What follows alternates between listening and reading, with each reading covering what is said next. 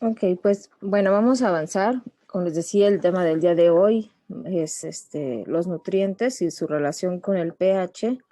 Y a lo mejor algunos estamos muy familiarizados o no con este término.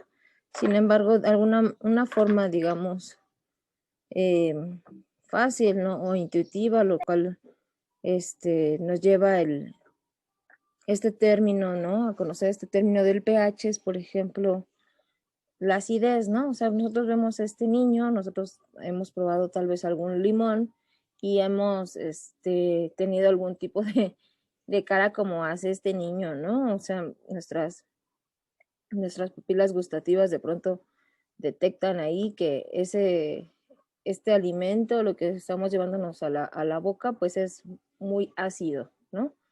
Entonces, ¿qué es esto de ácido? ¿Qué es esto de lo contrario, que sería lo básico? Pues parte del concepto de pH, ¿no? Entonces, el pH, digamos, no es más que la disociación del agua, ¿no? Nuestra molécula de agua químicamente está formado por dos hidrógenos, que serían estos blanquitos, y un oxígeno, ¿no? Entonces, cuando está junto, es de esta forma, ¿no? H2O, este es el agua. Sin embargo, cuando se separa, se disocian las diferentes este, componentes, se separan de manera muy extraña, ¿no? O sea, se separan, por un lado, los iones hidrógeno, uno de ellos se separa, y el otro, ¿no? El oxígeno, por su carga negativa, siempre se va a llevar a uno de los otros hidrógenos consigo, ¿no? Entonces, cuando la molécula de agua se disocia, se separa, quedan los iones hidrógenos y por el otro lado todos los iones hidroxilo. Estos quedan con carga negativa, ya que el oxígeno tiene carga muy negativa y los hidrógenos tienen carga positiva, ¿no? Cuando se juntan nuevamente, si ven aquí las flechitas están hacia un lado y hacia el otro, porque esto ocurre todo el tiempo, es decir, que se juntan y se separan estos dos iones, entonces, digamos, hay un equilibrio constante entre estas dos formas. Sin embargo, cuando están separados, ¿no? Uno, como ven, tiene carga positiva, el otro negativa. Cuando están juntos, pues aparentemente no tienen ninguna carga, ¿no? O su carga es neutra. Se equiparan las cargas positivas con las cargas negativas. Entonces, el pH como tal, eh, digamos científicamente, nosotros denominamos el pH como potencial hidrógeno. Potencial hidrógeno es qué tantos iones hidrógeno, ¿no? Están en un sistema. Como veíamos acá, cuando se separan, hay diferentes sustancias que cuando se separan tienen mucho más iones hidrógeno que iones hidroxilo, ¿no? Entonces, entre más iones hidrógeno tenga una sustancia, un compuesto, es mucho más ácido, ¿ok? Entonces, y el pH es esa medida de cuántos iones hidrógeno hay, ajá. Sin embargo, no se cuantifican solo, digamos, uno por uno, ¿no? Sino que es una medida logarítmica. Y de hecho, es logaritmo base 10 de esta cantidad o de la concentración de iones hidrógeno, hidroxilo, ¿no? Entonces, si ven aquí, por ejemplo, en esta sustancia A, nosotros podríamos ver que la sustancia A tiene muchos más, ¿no? La carga positiva, muchos más H's que OHs a comparación de la sustancia B, que tiene mucho más cargas hidroxilo, ¿no? Entonces, en ese caso, nosotros podríamos decir que la sustancia A es más ácida, tiene una mayor concentración de cargas de iones hidrógeno y la sustancia B es básica o lo opuesto. Eso quiere decir que donde prevalecen principalmente los iones hidroxilo, los OH, ¿ok? No sé si todos bien hasta aquí. ¿Cómo es que se define que una sustancia es más ácida o es básica?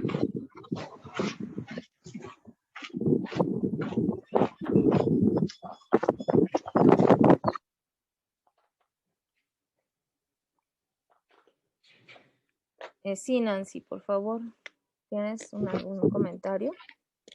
Yo no entendí, Miss, porque si se supone que un agua, o sea, si ponemos el agua y esta se descompone y existe esta separación de un hidrógeno con el hidroxilo, existen las mismas cantidades de hidroxilos y de hidrógenos. Entonces, Sí. esa sustancia que es ácida o básica, porque te entendí bien, el hidroxilo es lo que lo hace básico y lo hidrógeno es lo que lo hace ácido. Así es. Una Y está sustancia parejo. que tiene en equilibrio, que tiene el mismo número de iones hidrógeno como hidroxilo, pues es una sustancia neutra. Están equilibrados. Sin embargo, va a haber sustancias donde sí prevalecen mucho más los iones hidrógeno, las cargas positivas, entonces esas son sustancias ligeramente ácidas o muy ácidas, ¿no? Ahorita vamos a ver porque también hay de diferentes grados de acidez o de basicidad o alcalinidad, ¿no?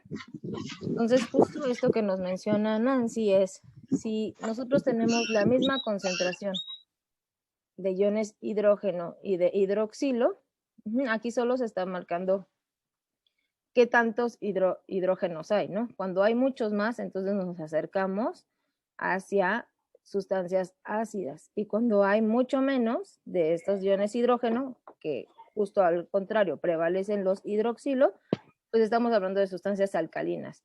La que está en equilibrio es el 7, ¿no? Una sustancia neutra.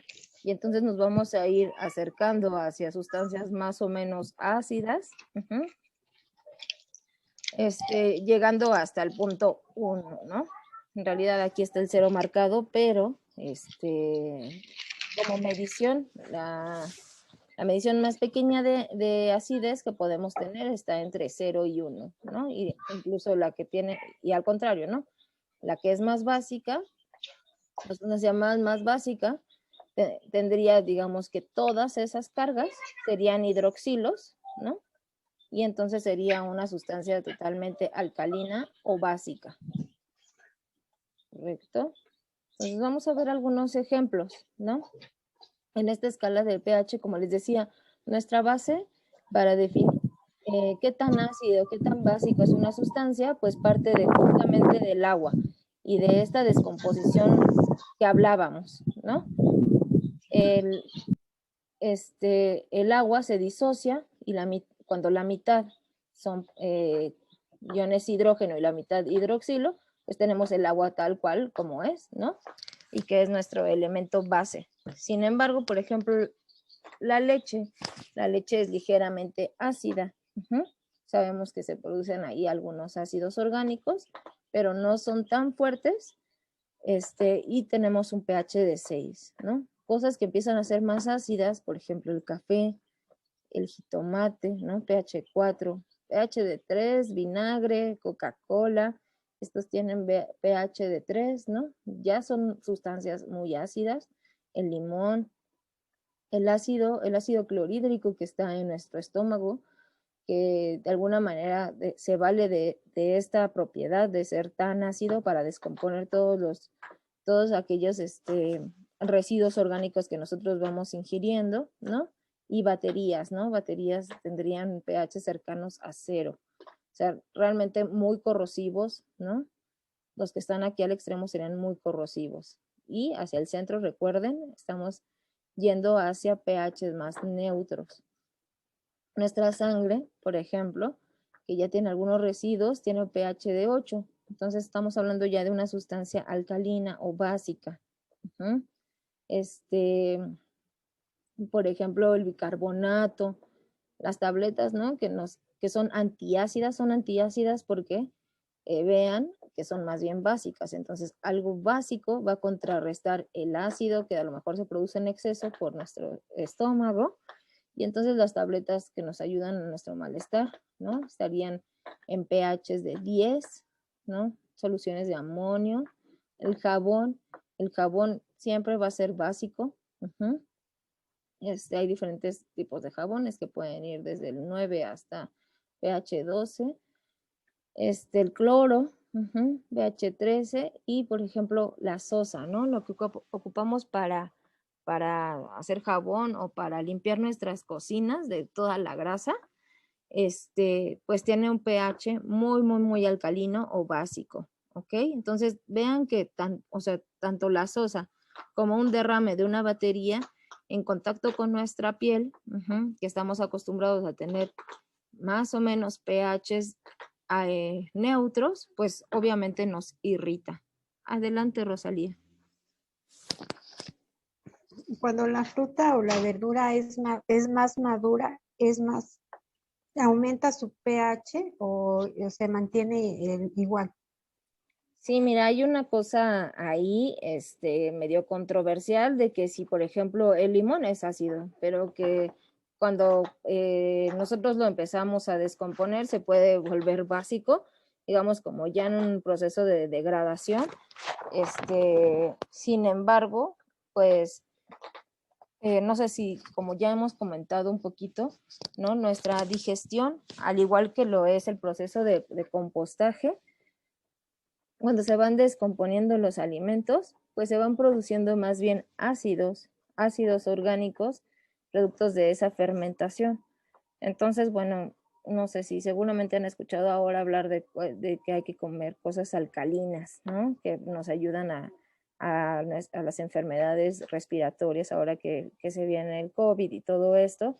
Sin embargo, es muy difícil cambiar el pH de nuestro cuerpo con tan solo tomar un agua que quizá tiene pH 8, pH 9, que es alcalino, o algunos otros justamente alimentos que tienen pHs básicos. Cambiar realmente el pH de nuestra sangre, ¿no? El pH de nuestra saliva es muy complicado. No sé si por ahí va tu pregunta. Sí, sí, esa era mi duda, si cuando los alimentos se maduran o se empiezan a descomponer, cambia, se hace más. No, pero yo pensé que se hacían más ácidos, o sea que sí se hacen más bajan su ácidos. acidez. Entonces al contrario, ¿no? Se harían más alcalinos. Ajá. Sin embargo, dependiendo de qué tan maduro está, ¿no? Si ya es una madurez tal que llega como a la putrefacción, ¿no? A la descomposición como tal por acción de los microorganismos, más bien se estarían produciendo ácidos. Ajá, sí, ya me quedó claro, gracias. ¿Sí? Entonces, bueno, vamos avanzando. Entonces, bueno, quiero retomar esto que parece que está como muy fuera de lugar, ¿no? Donde hablábamos de las moléculas de la vida. Entonces, en la escuela nos dicen mucho, por ejemplo, de estas abreviaturas, ¿no? Que es el CHOMPS, que es el carbono, hidrógeno, oxígeno, nitrógeno, fósforo y azufre, ¿no? Esto es por la letra que se encuentra en la tabla periódica de los elementos, ¿no? Que están en inglés. Entonces, todas estas hablábamos, el carbono y el hidrógeno y el oxígeno forman parte de las moléculas orgánicas. Hablamos de las moléculas orgánicas de todo lo que está vivo. ¿Y por qué es así? Por ejemplo, vean esta imagen de acá arriba. Estas son la doble cadena, ¿no?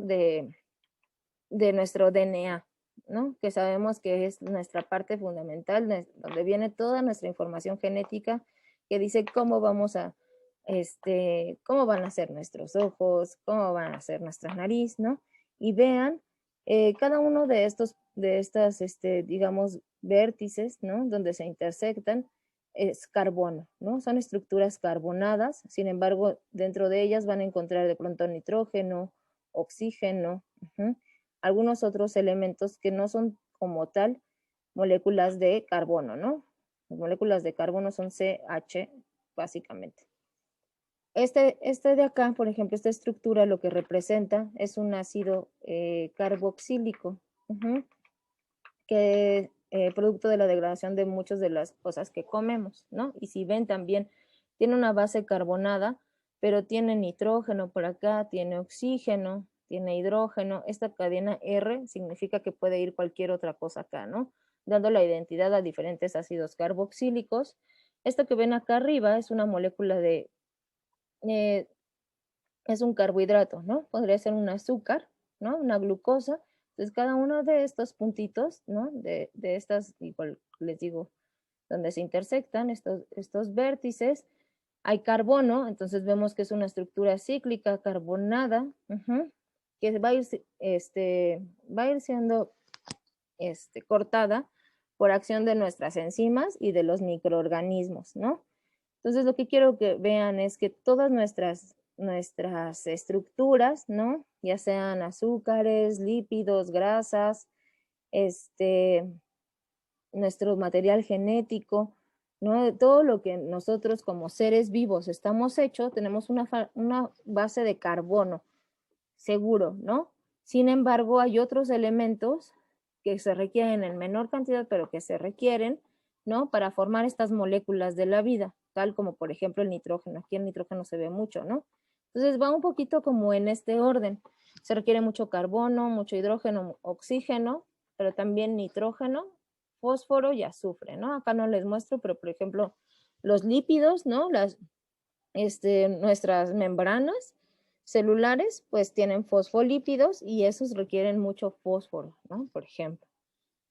Entonces, hablando de los nutrientes en cuanto a las plantas, sabemos que las plantas son organismos autótrofos. Eso quiere decir que son capaces de tomar el carbono, ¿no? Que está de manera inorgánica en el ambiente, en el aire, en forma de CO2, y lo transforma justamente en este tipo de moléculas, ¿no? Es capaz de generar su propia glucosa, ¿no? Sus propios ácidos, sus propias, sus propias bases nitrogenadas que forman el DNA. Sin embargo, decíamos que ellas requieren los nutrientes, ¿no? Y en el caso de como nosotros estamos generando sistemas artificiales, pues va a ser importante contribuir a que estos nutrientes estén en nuestras macetas. Sin embargo, no hemos hablado muy a fondo, pero ustedes a lo mejor ya saben intuitivamente o han escuchado que, por ejemplo, si nosotros en nuestra composta agregamos muchas cáscaras de plátano, lo que estamos favoreciendo es un elemento, ¿no? Que es el fósforo. Digo, perdón, el potasio, ¿no? Entonces, el plátano tiene muchísimo potasio en sus cáscaras, entonces si nosotros estamos incorporando este elemento como materia de desecho a nuestras compostas, estaríamos ayudando, ¿no? A que en nuestra composta existe este elemento. Y así lo haríamos, por ejemplo, decíamos que los materiales verdes en general, acelgas, espinacas, algas, tienen un alto contenido de nitrógeno, ¿no? Todo lo verde tiene mucho nitrógeno. Entonces, cuando nosotros igualmente ponemos esto en nuestras compostas, estamos favoreciendo esto. Por eso hablábamos de generar una diversidad en cuanto a los residuos que incorporamos a nuestras compostas, porque no queremos que esté solo cargado en un elemento y que esté deficiente en todos los demás, ¿no? Trataríamos en principio de que tenga la mayoría de los nutrientes. Sin embargo, estos nutrientes o esta disponibilidad de los nutrientes en el suelo va a variar dependiendo del pH. Puede ser que haya mucho potasio. Sin embargo, si el pH empieza a ser muy ácido, por debajo empieza a los 6, empieza a disminuir a los 5.5, esta disponibilidad empieza a reducirse, ¿no? Puede ser que haya mucho potasio, pero por el pH que hay en nuestro suelo, no es posible o no está disponible este potasio, ¿no? Y si ustedes observan más o menos las franjas gorditas de cada elemento, por ejemplo el nitrógeno, ¿en qué rangos estaría mucho más disponible?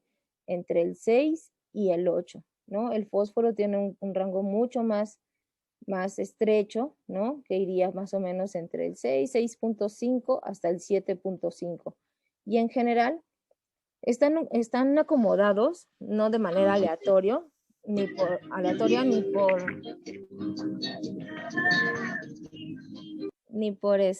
por orden alfabético, sino que están en forma de qué tanto lo requiere nuestra planta, ¿no?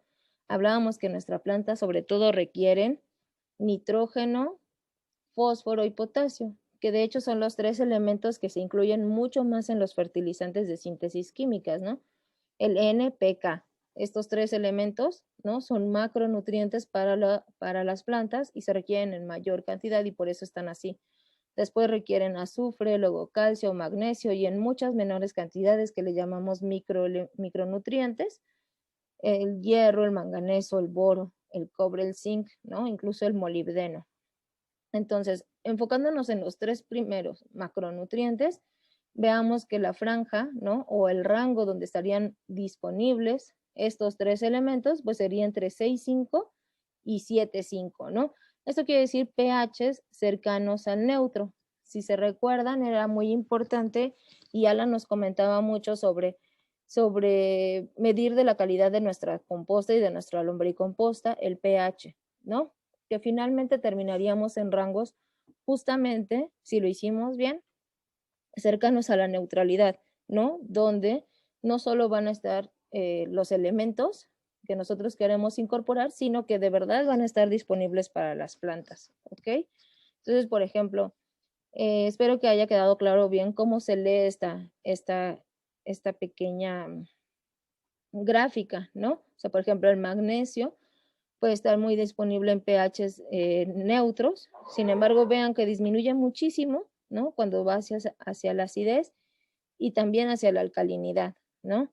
Algo que parece muy raro, hay algunos elementos que hacen esto, ¿no? Donde su disponibilidad aumenta en rangos ácidos, ¿no?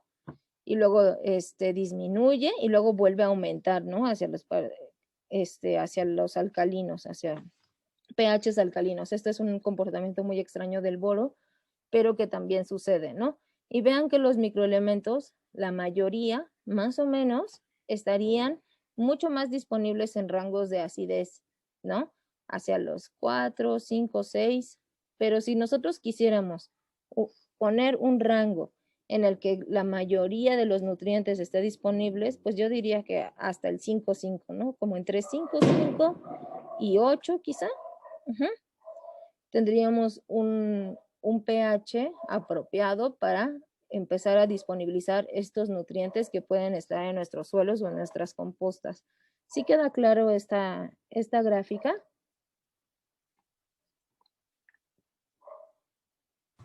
Sí.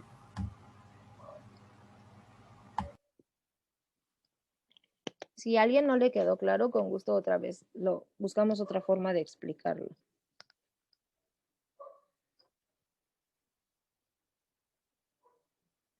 Es aquí la importancia, por ejemplo, de conocer el pH de nuestro suelo o de nuestras compostas, ¿no?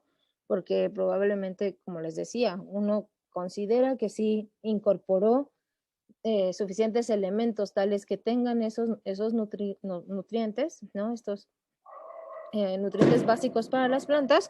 Sin embargo, simplemente por el pH, ¿ok? Estos nutrientes no van a estar o van a estar disponibles, ¿no? Por eso es la importancia de conocer el pH en nuestro suelo. Ahora, así como estos nutrientes están disponibles dependiendo del pH, también ocurre con algunos metales que hay en el suelo. Tal es el caso, por ejemplo, del aluminio. Cuando tenemos pHs ácidos, lo que hacemos es que el aluminio está súper disponible. Y entonces las células de las plantas, digamos que son muy receptoras, se abren, ¿no?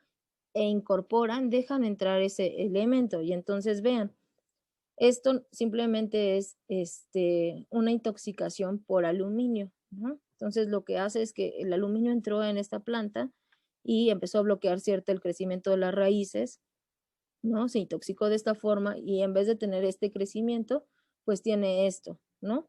Y es así como se ven pues la deformación de las raíces o la intoxicación por aluminio.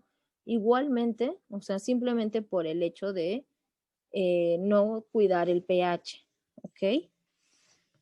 Entonces, bueno, el pH va a ser muy difícil de controlar en ambientes donde, en los campos, ¿no? En los campos que son así como súper extensos. Sin embargo, si nosotros tenemos algunas macetas, pues algunas ventajas también tendremos, ¿no? Que justamente vamos a poder modificar el pH de manera mucho más fácil en nuestras macetas que en todo el campo, ¿no? Mexicano. Entonces, bueno, ténganlo en cuenta. Hay una clasificación, qué tan ácido, qué tan básico, ¿no? Sería nuestro suelo. Entonces decíamos que de acuerdo a esta clasificación, un pH neutro sería de 6.5 a 7.3. Recuerden que dentro de estos rangos habría muy buena disponibilidad de nutrientes en general, ¿no? Moderadamente ácido de 5.5 a 6.4 y moderadamente alcalino, ¿no? Yéndonos más o menos una unidad hacia arriba, una unidad hacia abajo, ¿no? Entonces, todavía aquí, neutro, moderadamente ácido, moderadamente alcalino, serían pHs aceptables o ideales para el cultivo de cualquier hortaliza, ¿no? Porque van a estar disponibles esos nutrientes. Sin embargo, ya cuando bajamos un poquito más, ¿no? De 4.6 a 5.4, esto ya es considerado ácido, ¿no? Ahí ya vemos que ya empieza a haber una deficiencia de ciertos nutrientes, empieza a haber un incremento en la absorción de otros tantos que pudieran resultar tóxicos, ¿no? Y menor a 4.6 es extremadamente ácido. Estos suelos son los que les llaman que ya están muy ácidos, muy salados, y en el campo mexicano son de estos suelos que se han estado abandonando porque dicen ya no crece nada. La fertilidad del suelo de ahí pues se ha perdido justamente por la acumulación de sales en general, producto y derivado de un mal uso de los fertilizantes de origen químico que es aplicado al campo, ¿no? Esto es básicamente el problema de nuestros campos mexicanos. Es mucho más difícil encontrar suelos alcalinos, ¿no? Suelos alcalinos, ¿no? Que tengan pHs de 8.2, 8.8. Esto básicamente estaría asociado, por ejemplo, a suelos como como los de Yucatán, ¿no? O los de Campeche, cuya formación o el origen de esos suelos pues deriva de la degradación de los carbonatos de calcio del mar, ¿no? Entonces ahí tendríamos pHs alcalinos, y extremadamente alcalinos arriba de 8.9, ¿no? Sin embargo, va a ser mucho más fácil llevar o modificar los suelos hacia pHs ácidos, ¿no? Porque recuerdan toda esta degradación, nuestras compostas, si no lo hacemos bien, podríamos ir más bien hacia pHs ácidos en vez de ir hacia pHs alcalinos. Entonces, bueno, esto se hace de manera muy sencilla en un laboratorio donde se pone una parte de suelo y dos de agua, ¿no? Y con esta relación 1-2 es que se mide el pH de cada uno de nuestros suelos, ¿no? Es decir, por ejemplo, pongo 5 gramos de agua en 10 gramos, 5 gramos de suelo en 10 gramos de agua, se hace la solución, ¿no? Se revuelve bien y se inserta el potenciómetro, que es el aparato que nos va a permitir medir el pH, ¿ok?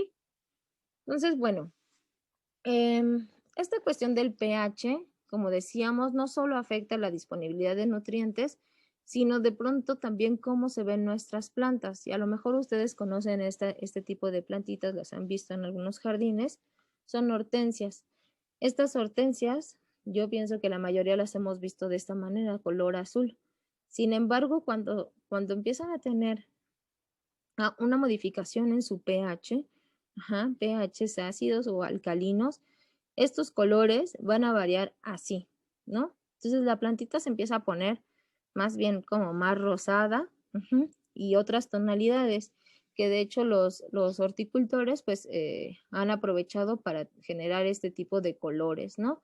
A mí me ha pasado, por ejemplo, en el caso del cultivo de lechugas, estas que son rojas, ¿no? O sangrías, cuando están en pHs alrededor del neutro, casi no se ponen rojas. Sin embargo, si se va poniendo más bien como básico, pHs básicos se empiezan a poner muy, muy, muy, muy rojas, ¿no? Como un síntoma de estrés, pero que bueno, nosotros de alguna manera hemos aprovechado o nos gustan esos colores, ¿no? Entonces, vean que también eso podría ver afectado como la apariencia de sus plantas, ¿no? No en todas lo manifiestan de la misma forma, pero hay algunas que justo manifiestan que el pH es distinto, ¿no? De un suelo y el otro. Ahora, hablando de qué tanto afecta o eso como podría afectar, pues justamente en cuestiones productivas, mi cultivo, aquí tengo una tablita del potencial de rendimiento en función del pH del suelo. Recuerden que, por ejemplo, los pH cercanos al neutro serían los mejores en general para muchos de los cultivos, a excepción de algunos, por ejemplo, el café sí le gustan los suelos ácidos, por ejemplo, pero bueno, son excepciones, ¿no? El maíz, por ejemplo, vean que su óptimo de crecimiento es en un pH 6.8, ¿no? Entonces, a este pH nosotros garantizamos que la mayoría de los nutrientes está disponible, la planta lo puede consumir y vamos a tener el potencial, ¿no? Que depende de la variedad de la semilla, de su potencial genético, de cuántas hileras normalmente iban a ser, etcétera, ¿no? Sin embargo, si va subiendo un poquito este pH, por ejemplo, a 7.5, este rendimiento baja al 85%, ¿no? Justamente por el acceso a los nutrientes. Y vean qué pasa si se van hacia suelos más bien ácidos, ¿no? Va bajando en 5.7 a 83%, en 5 al 73%, y ya en suelos de 4.7, que recuerdan que ya son moderadamente o ácidos, ya solo tendríamos el 35% del rendimiento de este maíz, ¿ok? Entonces hay veces que justo vean la importancia de conocer el pH en nuestro suelo, no tomamos esa importancia y no sabemos si el rendimiento de nuestro cultivo es normal o es que nosotros ahí tal vez también podríamos tener una injerencia y poder ayudar a favorecer este potencial, ¿no? De rendimiento. Igual, por ejemplo, la soya, vean, la soya y la alfalfa tienen rendimientos del 100% en este pH 6.8, ¿no? Incluso la alfalfa tiene un poquito de rango, tolera un poquito más, digamos, alcalino, que no tanto, ¿no? Porque es un pH neutro, 7.5. Sin embargo, tantito abajo, ¿no? 5.7 ya bajaría muchísimo, ¿no? Su rendimiento a más de la mitad, ¿no? 42%. Entonces, vean de verdad otra vez justamente la importancia de conocer el pH en nuestros suelos. ¿Todos bien hasta aquí? Sí, todo bien, Sí, Karen. gracias. Correcto. Ahora, ¿cuáles serían valores de pH, ¿no? Para las especies que cultivamos normalmente? ¿Cuáles serían los mejores valores de pH, ¿no? Donde favorecemos justamente que estén disponibles los nutrientes y para el cultivo de nuestras hortalizas, ¿no? Entonces aquí les pongo alguna de las listas. Si ven, por ejemplo, acelga, brócoli, col, coliflor, espárrago, lechuga, ¿no?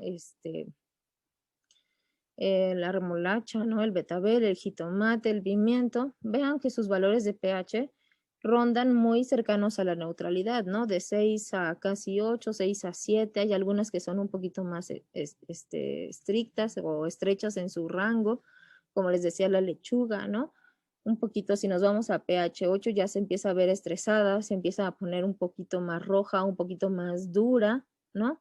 Se empiezan a expresar otro tipo de compuestos en las lechugas, ¿no? Y vean que en general, ¿no? El jitomate tiene un buen rango, ¿no? 5.5 a 7.5.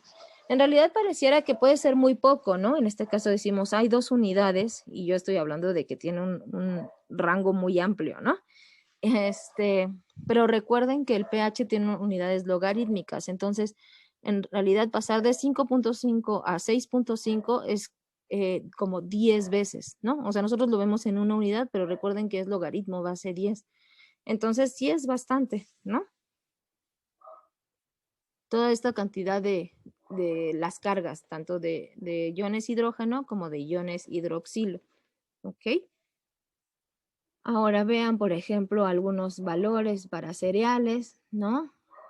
Maíz veíamos de 6 a 7.5, el arroz de 5 a 7, la quinoa de 6 a 7, el sorgo 5.5 a 7.5, es un poquito más flexible, pero vean otra vez alrededor de la neutralidad, ¿no?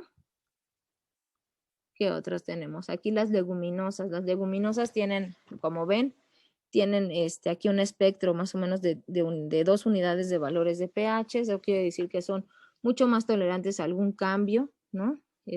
Las alfalfas, los frijoles, la soya, los tréboles. Pero otra vez, no sé si están viendo, todos muy cercanos a la neutralidad, quizá un poquito ligeramente ácido, ¿no?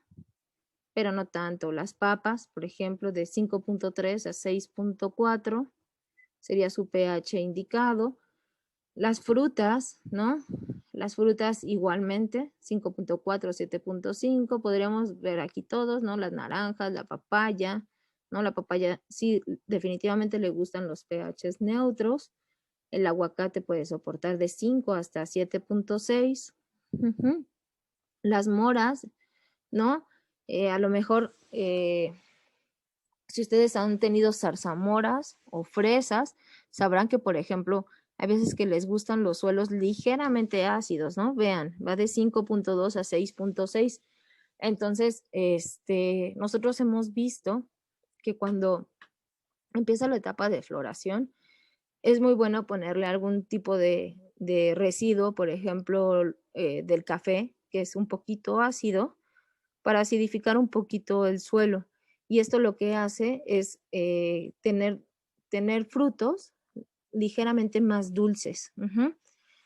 Si nosotros los sembramos en un suelo más bien neutro, sí va a generar sus frutillos y todo muy bien, pero hemos visto que justamente le favorece o sus valores ideales, ¿no? De acuerdo a cómo fueron domesticadas estas plantas y seleccionadas por nosotros, hacia frutos sí aciditos, pero más bien dulces, ¿no? Serían con suelos cercanos al ligeramente ácidos, ¿ok? Entonces, bueno, si observan hay muy pequeños cambios, casi no les presenté ningún cultivo que les gustara los pHs de 4, ninguno que le gustara los pHs de 8, ¿no? Entonces vamos a tratar de manejarnos en estos límites, ¿no? Entre el 5, 5.5 hasta el 7, 7.5 a lo mucho, ¿correcto? Para la mayoría de los cultivos, ¿no? Excepto que estemos, como les decía, cultivando café, ¿no? Esa sería una excepción, ¿no? ¿De qué depende que nuestro suelo tenga un pH determinado u otro, ¿no? Depende mucho de las partículas que forman el suelo. No hemos hablado muy bien de ellos, pero las partículas que forman el suelo son las arcillas, los limos y las arenas. Ese contenido de porcentaje de limos, arenas y arcillas, depende de, por ejemplo, si en nuestra localidad había un cerro de tepetate, ¿no? De cómo se va erosionando ese tipo de partículas, ¿no? Si estamos más cerca del mar, pues tendremos quizá mayor contenido de rocas sedimentarias, más arenas, y esas cosas no las podemos modificar nosotros. Pero cuando nosotros hablamos de huertos urbanos, donde mucho del suelo es un suelo con alto contenido de materia orgánica, los primeros horizontes, ¿no? Decíamos que van y desmontan, ¿no? Los cerros, sacan las primeras capas, que es casi pura materia orgánica, ¿no? La llamada tierra de hoja. Entonces ahí sí podemos modificar mucho el pH, ¿ok? Y entonces, independientemente o sea, vamos a comprar nuestra tierra o nosotros vamos a generar nuestra tierra de hoja, nuestros abonos, la alcalinidad del agua de riego puede ir afectando poco a poco, ¿no? Estos valores de pH, ¿no? Yo les decía que, por ejemplo, el agua en Ciudad Universitaria, el pH es de 6 aproximadamente, el agua que sale de la llave. Sin embargo, en Iztapalapa, esta agua tiende a ser un poco más alcalina. Nosotros hemos visto que más o menos de pH 8, ¿no? Entonces, bueno, esto es obviamente también por los tratamientos que reciben, tienen un mayor contenido de cloro, por ejemplo, ¿no? Y eso hace que nuestra agua de riego sea de una forma u otra y que vaya acumulándose ese tipo de recuerden, ¿no? Cada una de estas formas, especies químicas de iones hidrógeno y iones hidroxilo, pues que se vayan acumulando en nuestro suelo, ¿no? Que nosotros estamos ocupando para cultivar. Las enmiendas orgánicas también son modificadores del pH en el suelo, ¿no? A nivel casero, como les decía, quizá a nivel ya de suelo de grandes cultivos puede ser más complicado, más difícil cambiar un pH.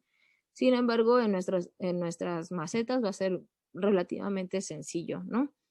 Si nosotros agregamos compostas, abonos, si nosotros agregamos minerales como yeso, el encalado es una de las prácticas más comunes para incrementar el pH de nuestros suelos, ¿no?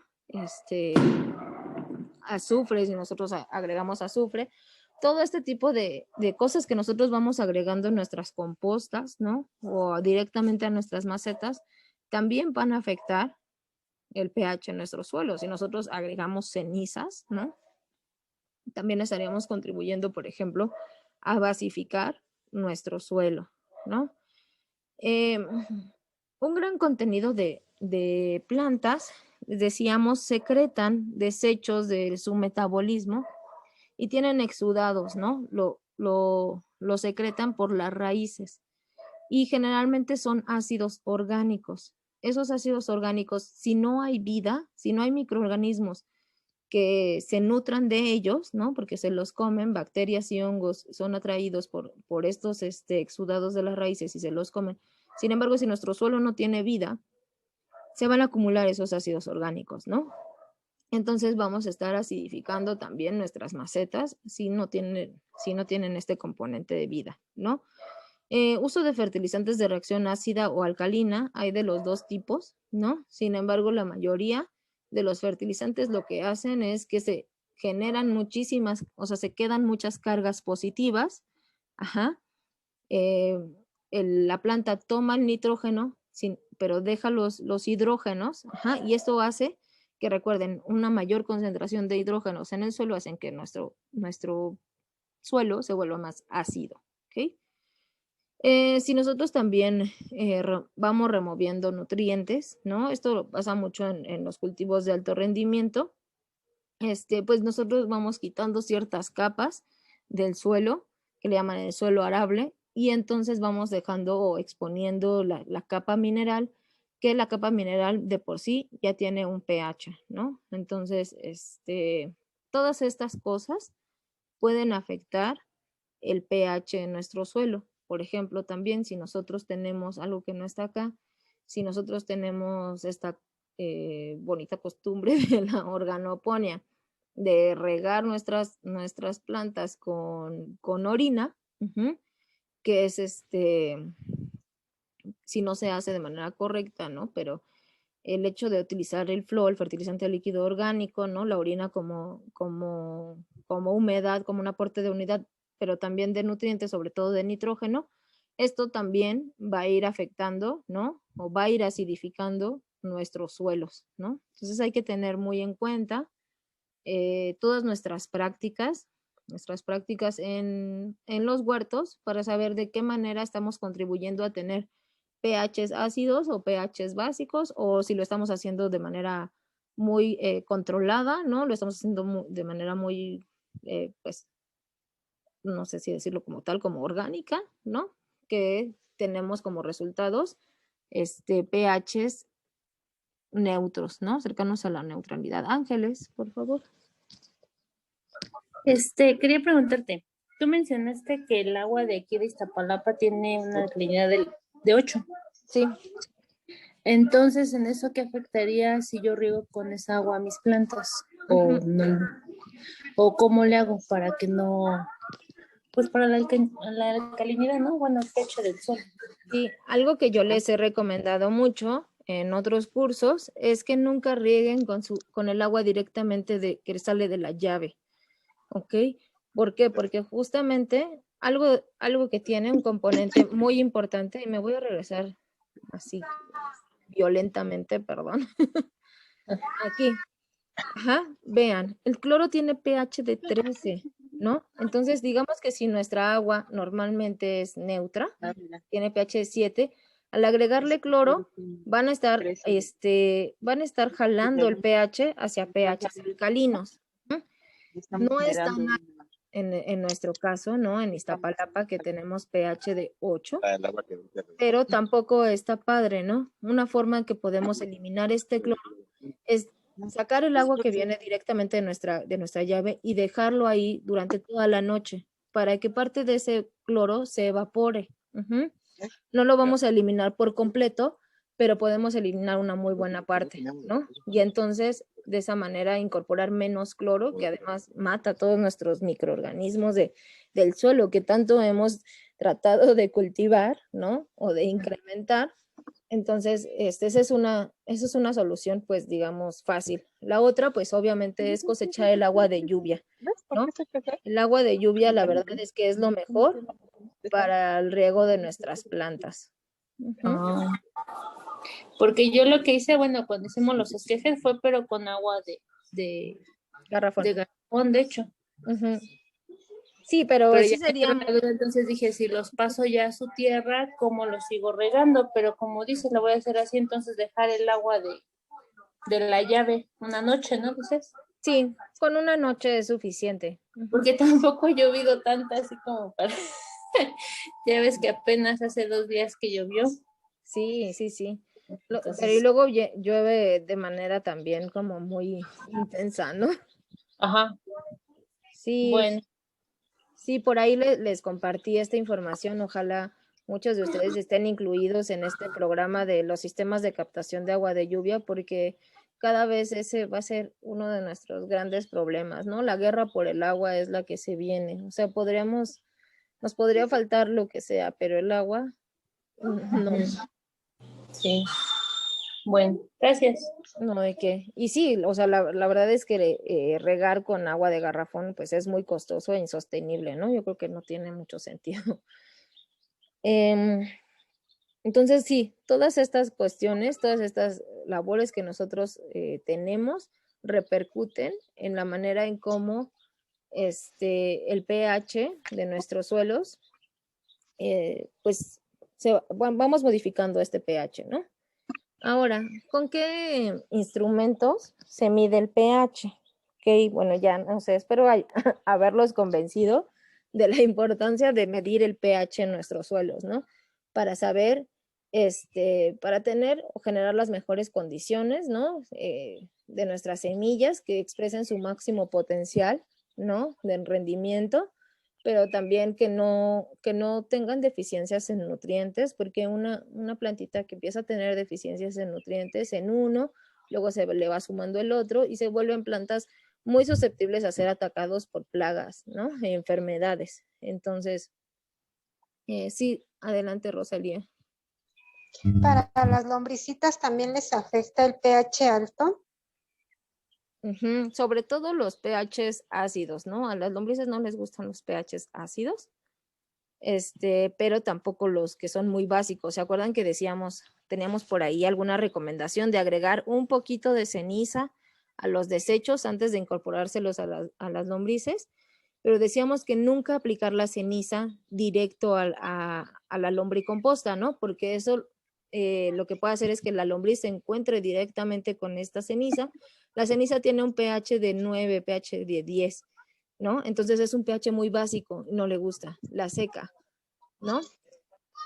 Además de digamos, por las propiedades de la ceniza, pero algo muy ácido, ¿no? Recuerden que también a las lombrices no les gusta que les pongamos, cáscaras de limón o de cítricos en general, porque son muy ácidas, entonces tampoco les gusta ni lo ácido ni lo básico, ¿no? También, claro que les afecta.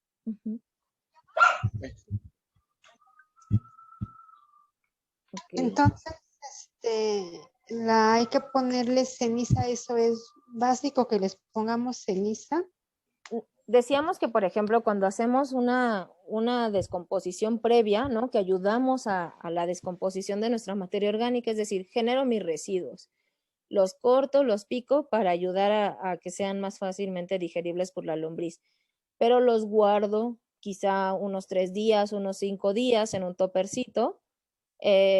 Ahí lo que va a pasar es que se va a empezar a fermentar. Producto de la fermentación hay muchos ácidos ácidos orgánicos, productos de la fermentación, ácido láctico, ácido málico, ácido cítrico, ¿no? Son productos derivados de la fermentación. Entonces, si nosotros no queremos que nuestro, digamos, alimento que le vamos a dar a nuestras lombrices esté muy ácido, tal vez les polvoreamos un poquito de ceniza, pero lo mezclamos antes, ¿no? Previo, con esos desechos, antes de incorporar a nuestras lombrices. Uh-huh. Sí, gracias. Para bajarle un poquito la acidez a esos residuos. Entonces, digamos que sí, la manera en cómo se hacen en los laboratorios o en los huertos así, donde toman estos parámetros muy, muy en cuenta, ¿no? Y los están revisando, se utilizan potenciómetros. Hay potenciómetros como este, que es el de laboratorio, uh-huh, donde el electrodo se introduce en la solución que queremos analizar. Recuerden que para analizar, por ejemplo, suelo, tendríamos que hacer una mezcla 1:2, 1 de suelo, 2 de agua, ¿ok? Y medimos el pH. Sin embargo, estos potenciómetros son muy, muy caros. Quizá uno de estos de laboratorio, el más barato, ha de salir como unos 7,000, 8,000 pesos. Hay algunos otros potenciómetros, ¿no? Que son muy útiles, sobre todo para la gente que hace hidroponía, ¿no? Donde en la hidroponía el pH es fundamental, ¿no? Es algo que sí tenemos que estar controlando, porque algo que también se me olvidó mencionar es que el suelo tiene una alta capacidad de amortiguamiento o capacidad de buffer.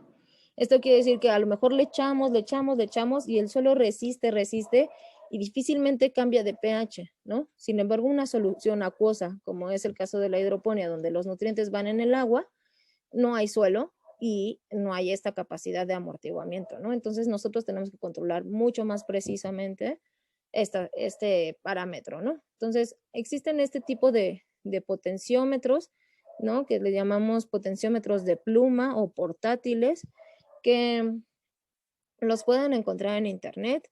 Hay algunos de marcas, pues chinas, ¿no? Que son chinos y que llegan a costar unos 200, 300 pesos. Y la verdad yo lo recomiendo mucho porque yo tengo uno de esos y me ha durado por varios años, ¿no? Uno de marca reconocida, pues sí te cuesta como 3,000 pesos, pero también la vida útil de eso es muy, muy, muy larga, ¿no? Sin embargo, bueno, de 300 a 3,000 pesos, pues a lo mejor, si vamos empezando, pues yo les aconsejo, me compraría uno chino, ¿no? Donde vienen con sus soluciones calibradoras, ¿no? Entonces, esta solución uno la pone en agua, mete el potenciómetro y esta solución debería dar 4. Y nosotros le podemos ahí mover con un tornillito para que de verdad la medición sea 4 y después lo ponemos en esta otra solución y nos debería dar un pH de 6,86, ¿no? Son soluciones calibradoras.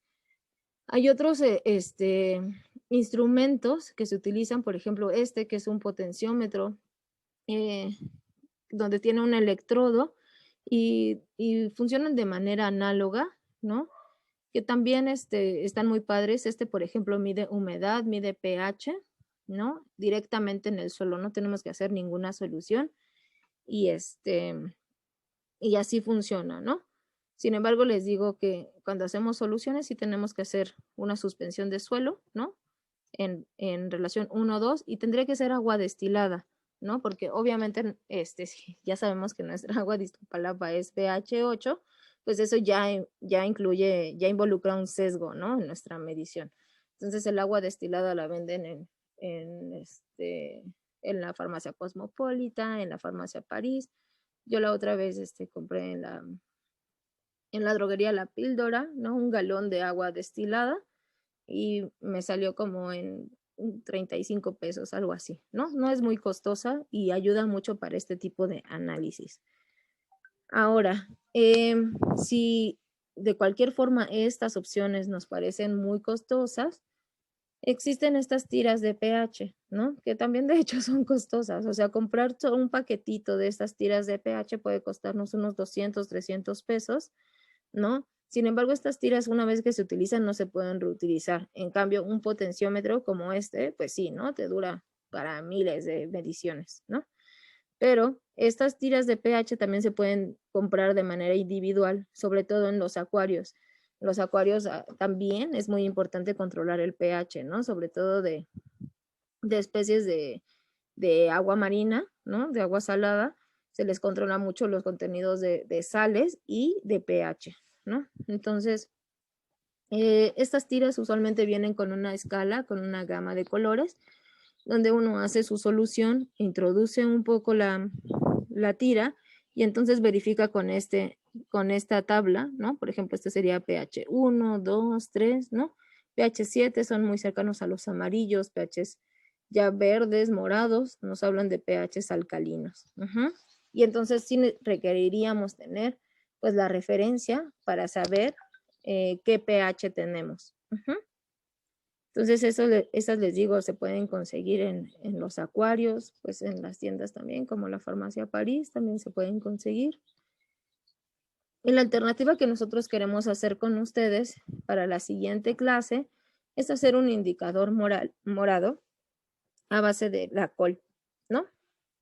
Entonces con la col vamos a generar una infusión, vamos a extraer muchos de sus pigmentos que hacen que la col sea morada, que son unas antocianinas, y vamos a probar con diferentes soluciones, ¿no? Por ejemplo, con jugo de limón, ¿no? Veríamos qué tipo de coloración nos da, con agua, digamos, de garrafón, ¿no? Para conocer los pHs neutros. Digamos, con estas sustancias indicadoras que veíamos al principio de la sesión, ¿no? Que nosotros ya conocemos qué pH tienen y vemos qué coloración nos va a dar, en esta escala de el indicador morado.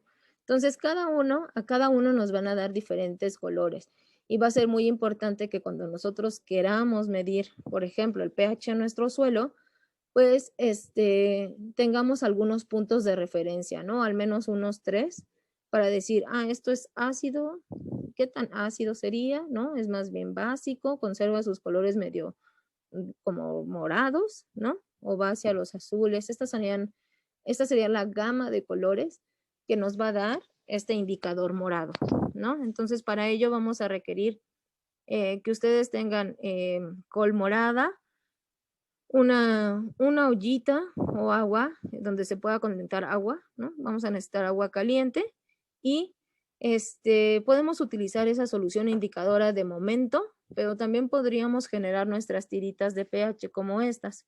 Si conseguimos papel filtro, de preferencia grueso, puede ser papel filtro del que se ocupa, por ejemplo, para el café, ¿no? Si consiguen uno de calibre grueso estaría excelente, si no el que se pueda. O igualmente si tienen cerca como la Farmacia París, la Farmacia Cosmopolita, el pliego de papel filtro cuesta como 2 pesos me parece, ¿no? Y entonces nosotros podemos cortar nuestras tiritas, introducirlas en la solución que vamos a generar y tenerlas ahí durante un rato, ¿no? No he medido cuánto tiempo nos duran, pero pues al menos sí unas semanas nos pueden durar nuestras tiritas y podemos ir midiendo, ¿no? Con nuestra previa escala de color, diferentes cosas. Una vez que uno se empieza a meter en esto del pH, pues ya quiere conocer el pH de su saliva, que el pH de su orina, que prueba con el limón, prueba con la coca, lo quiere meter en todos sus alimentos, ¿no? Entonces, bueno, ¿qué les parece si hacemos este indicador para quienes no lo hayan hecho y vemos cómo funciona la siguiente sesión?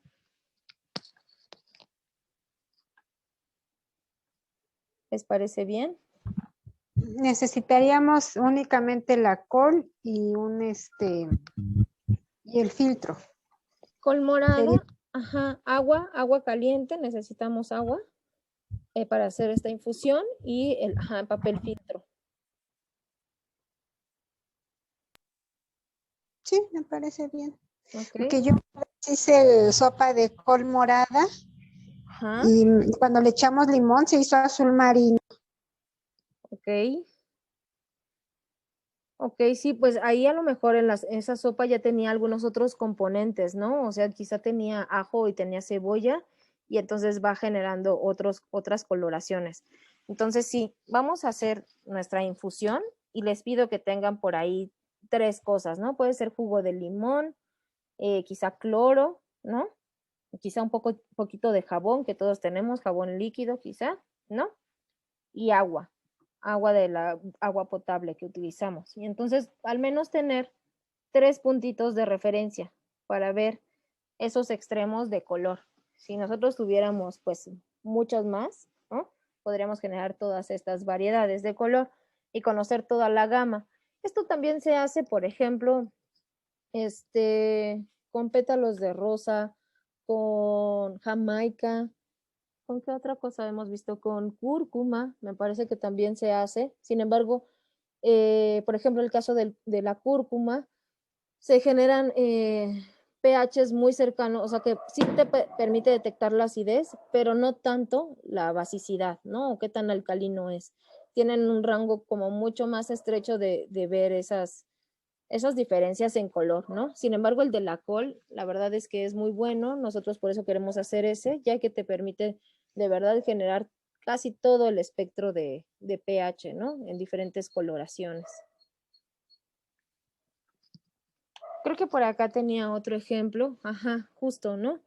Este que es carísimo si lo buscan en internet, ¿no? Por ahí yo compré algunas semillas, no las he puesto a germinar, pero ya que tenga les puedo compartir, ¿no? Esta plantita que se llama frijol mariposa, ¿no? Clitoria ternata es su nombre científico. Igualmente, como nos dice Yolis, cuando hacemos una infusión de estas florecitas, que es su flor, ¿no? El indicador, tenemos un tecito como de este color medio azulado, y cuando le ponemos una solución ácida, lo que pasa es que se vuelve rosa, ¿no? Entonces ahí también podríamos ver las diferentes gamas de color que nos da con diferentes sustancias, de las cuales nosotros ya previamente conocemos su pH. Uh-huh. Y bueno, acá les pongo otras cosas, ¿no? Que se utiliza como antioxidante, como relajante, desinflamatorio y para el resfriado, ¿no? Que también este tecito así con limoncito, pues calientito está muy rico, ¿no? Y que ahora se han estado utilizando mucho de estas propiedades de cambios de colores, ¿no? En los bares o en las cafeterías, ¿no? Porque justamente cambian de color así, de manera muy bonita, ¿no?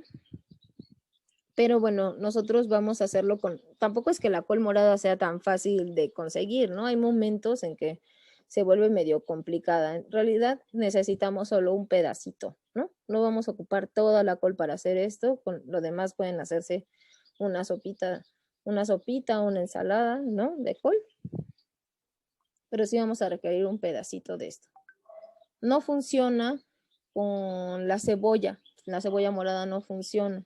Con el betabel sí funciona, pero tampoco nos genera un amplio espectro, ¿no? De pH. Entonces yo sí les recomiendo, si lo quieren intentar, que sea con col morada. Uh-huh.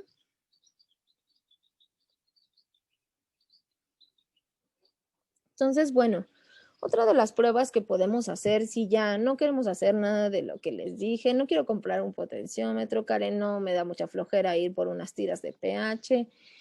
La col morada me parece que se la tengo que pedir a mi marchante y quién sabe cuándo me la va a traer, ¿no? Podemos hacer esta pequeña prueba de la tierra, ¿no? Y lo que podemos hacer es tomar un poquito de suelo y hacerle un hoyito, ajá, y agregarle un poquito de bicarbonato y un poquito de agua. Y entonces si nosotros vemos que empieza a efervecer, ¿no? Así tal cual, con un suelo húmedo, un poquito de bicarbonato, y tenemos que ser como muy observadores, ¿no? Si vemos que empieza a efervecer, a hacer burbujas, es porque el bicarbonato se encontró con algo ácido y entonces estos opuestos generan una reacción, ¿no? Y esta reacción libera CO2, que nosotros lo vemos como burbujitas o gas, ¿no? Entonces, si a nuestro suelo húmedo, al aplicar el bicarbonato, vemos que hace burbujas, entonces tenemos un suelo ligeramente ácido. Si nuestro suelo húmedo, al agregarle un poquito de vinagre, otra vez vemos estas burbujas, ¿no? Que es lo mismo. Ahora le estamos agregando ácido. Y si nuestro suelo es básico o alcalino y genera burbujas, pues entonces sabremos que es alcalino. No sé si queda clara esta explicación de por qué si es ácido, lo vamos a probar con bicarbonato y si es alcalino lo vamos a probar con vinagre. ¿Sí? Sí, Sí, quedó quedó claro. bien claro. Y esto es muy sencillo, ¿no? Yo creo que todos en casa tenemos bicarbonato o tenemos vinagre, o si es más fácil de conseguir que de pronto la col, ¿no? Entonces les pido que hagan esta tarea. Ujú. Y Perdón, en las dos Ujú. burbujeaba, ¿verdad? En las dos ajá, en las dos debe hacer burbuja, ¿no? Obviamente debería ser una u otra, ¿no? No debería hacerte burbujas en los dos casos. Si tu suelo es ácido, ujú, con el bicarbonato va a ser burbujas. Si tu suelo es básico o alcalino, con vinagre va a ser burbujas.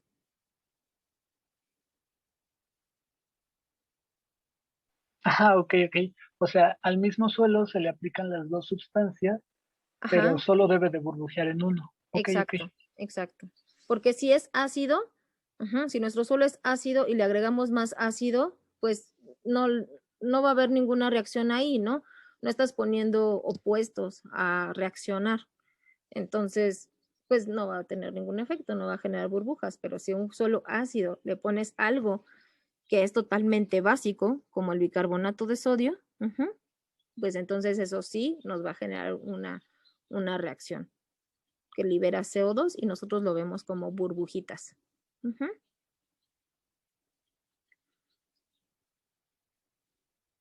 ¿Qué pasa si nosotros ponemos en nuestro suelo bicarbonato y no vemos nada? Y además le ponemos vinagre y no vemos nada. ¿Qué creen que? ¿Eso qué les indicaría de su suelo? Que estaba neutro. Que es neutro, ¿no? Que está muy cercano a la neutralidad. Entonces no se frustren, más bien, alégrense si de verdad no ven esta reacción, ¿no? Pero sí sean muy observadores. Ok. Entonces, como les decía, normalmente en los campos mexicanos tenemos un gran problema de salinización y de acidez, acidificación de nuestros campos y la solución que se ocupa, ¿no? Digamos como enmienda, pues es agregar diferentes tipos de cal, ¿no? Porque la cal, el óxido de calcio o el hidróxido de calcio, dependiendo de cómo está, ujú, hay diferentes formas, ¿no? La cal viva, la que le llaman cal viva, que es la que se utiliza, por ejemplo, para el proceso de nixtamalización, vean que sí tiene un alto porcentaje de calcio, ¿no? Igual que la piedra caliza molida, que va a ser más difícil de conseguir, carbonatos de calcio en digamos, pues en nuestra localidad, ¿no?